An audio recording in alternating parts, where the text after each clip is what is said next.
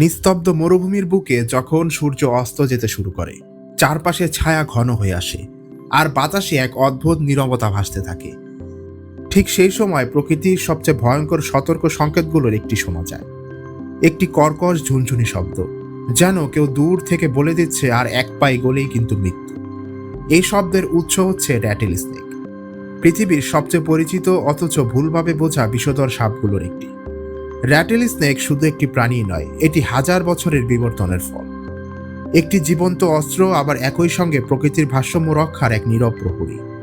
Rattle সাপ Viperidae পরিবারের অন্তর্গত এবং পিট ভাইপার হিসাবে পরিচিত, কারণ এদের চোখ ও নাকের মাঝখানে থাকে বিশেষ তাপ সংবেদী গর্ত, যাকে পিট অর্গান বলা হয়।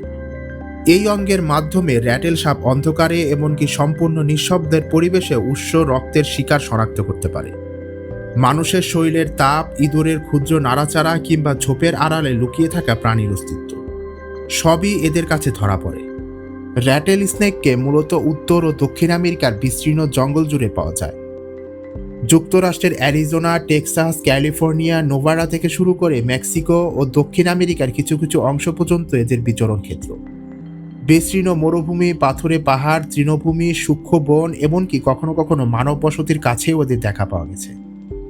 যেখানে ইঁদুর আছে, সেখানে অনেক ক্ষেত্রে র্যাটেল সাপের সম্ভাবনা রয়েছে। দিনের প্রচণ্ড গরমে র্যাটেল স্নেক সাধারণত নিষ্ক্রিয় থাকে, পাথরের নিচে, গর্তে কিংবা ঝোপঝাড়ের ছায়ায় লুকিয়ে থাকে। কিন্তু সূর্য ডোবার পর যখন পরিবেশ ঠান্ডা হতে শুরু করে, তখনই তারা বেরিয়ে আসে শিকারের সন্ধানে। র্যাটেল স্নেকের শরীর মোটা, পেশিবহুল এবং অত্যন্ত শক্তিশালী। মাথা ত্রিভুজ আকৃতির, চোখের উপর উঁচু ভাঁজ থাকায় মুখভঙ্গি সবসময় আক্রমণাত্মক মনে হয়। তবে বাস্তবে এরা অত্যন্ত সতর্ক প্রাণী। মানুষ দেখলেই প্রথমে পালানোর চেষ্টা করে, আর পালানোর সুযোগ না পেলে তখনই লেজের র্যাটেল ঝাঁকিয়ে সতর্ক সংকেত দেয়। এই র্যাটেল আসলে কেরোটিন দিয়ে তৈরি একাধিক ফাঁপা খোলসের মতো অংশ। প্রতিবার সাপটি খোলস ছাড়লে র্যাটেলের একটি নতুন অংশ যোগ হয়, যদিও সময়ের সঙ্গে অনেক সময় একটি অংশ ভেঙে যেতে পারে। তবুও র্যাটেলের সংখ্যা দিয়ে সাপের বয়স নির্ভুলভাবে বোঝা যায় না। যখন এই সাপ লেজ নাড়ায়, তখন এই খোলসগুলো একে অপরের সঙ্গে আঘাত লেগে দ্রুত কম্পনের মাধ্যমে শব্দ তৈরি হয়। এই কম্পন প্রতি সেকেন্ডে 40 থেকে 90 বার পর্যন্ত হতে পারে, যা মানুষের কানে একটি ঝুনঝুনির মতো শোনায়। এই শব্দ মূলত শত্রুকে ভয় দেখানোর জন্য নয়, বরং সতর্ক করার জন্য। কারণ র্যাটেল স্নেক শক্তি অপচয় করতে চায় না। বিষ তৈরি করা তাদের জন্য অত্যন্ত মূল্যবান, সময় সাপেক্ষ একটি প্রক্রিয়া। তাই তারা চায় অপ্রয়োজনীয় লড়াই এড়িয়ে থাকতে।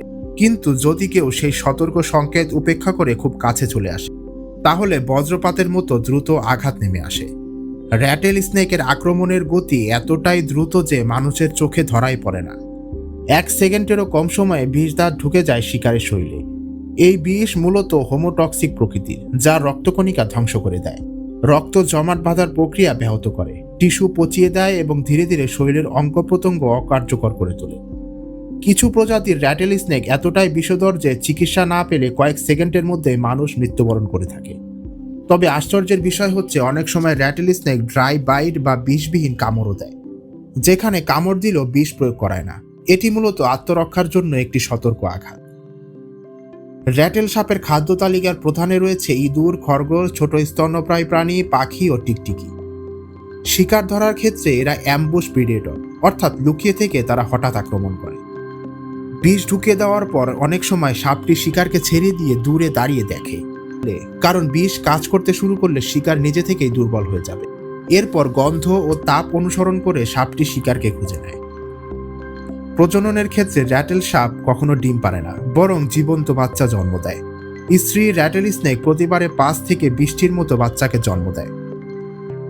জন্মের পরপরই এই বাচ্চাগুলো বিষধর হয় এবং আত্মরক্ষায় সক্ষম হয়ে থাকে, যদিও তারা আকারের ছোট হওয়ায় শত্রুর সংখ্যা তাদের বেশি, যেমন ঈগল, বাজ পাখি, কিং স্নেক, হোয়াইট বা হানি ব্যাজ। এমনকি মানুষও, সবাই র্যাটেল স্নেকের শত্রু। মানুষের ভয় ও কুসংস্কারের কারণে প্রতি বছর এই সাপের প্রজাতি দিন দিন কমে আসছে। অথচ প্রকৃতির ভারসাম্য রক্ষায় এদের ভূমিকা কিন্তু অপরিসীম, কারণ ইঁদুর নিয়ন্ত্রণের মাধ্যমে এরা কৃষি জমি ও মানব বসতি রক্ষা করে। ইতিহাস ও সংস্কৃতিতে র্যাটেল স্নেকের উপস্থিতি বহু প্রাচীন। আমেরিকার আদিবাসী জনগোষ্ঠীদের কাছে এই সাপ ছিল সতর্ক, শক্তি ও আত্মরক্ষার প্রতীক। অনেক উপজাতিরা বিশ্বাস করে র্যাটেল স্নেক ছিল আসলে প্রকৃতির দূত। তারা মানুষকে সীমা অতিক্রম না করার প্রশিক্ষণ দেয়।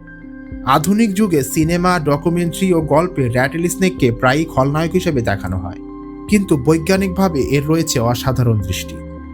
কারণ এই র্যাটেল স্নেকের বিষ থেকেই তৈরি হয় জীবন রক্ষাকারী অ্যান্টিভেনম। এমনকি আধুনিক গবেষণায় এই বিষের উপাদান ব্যবহার করে হৃদরোগ ও ক্যান্সারের চিকিৎসার সম্ভাবনাও খোঁজা হচ্ছে। অর্থাৎ যে প্রাণীকে মানুষ সবচেয়ে বেশি ভয় পায়, সেই প্রাণীর মধ্যে লুকিয়ে থাকতে পারে মানুষের ভবিষ্যৎ চিকিৎসার চাবিকাঠি। তাই মরুভূমির নিস্তব্ধতায় যখন হঠাৎ একটি ঝুনঝুনি শব্দ শোনা যায়, তখন তা শুধু ভয় পাওয়ারই কারণ নয়, বরং প্রকৃতির এক নিখুঁত সতর্কবার্তা। যেখানে শক্তি আছে সেখানে সংযমও আছে, আর সেই সংযমের জীবন্ত উদাহরণ হচ্ছে র্যাটেল স্নেক। আজকের ভিডিওটি আপনার কাছে ইনফরমেটিভ লাগলে অবশ্যই ট্রিবান বাংলাকে সাবস্ক্রাইব করে রাখুন, কারণ এইরকম ভিডিও আরও আসছে। দেখা হচ্ছে নতুন এপিসোডে।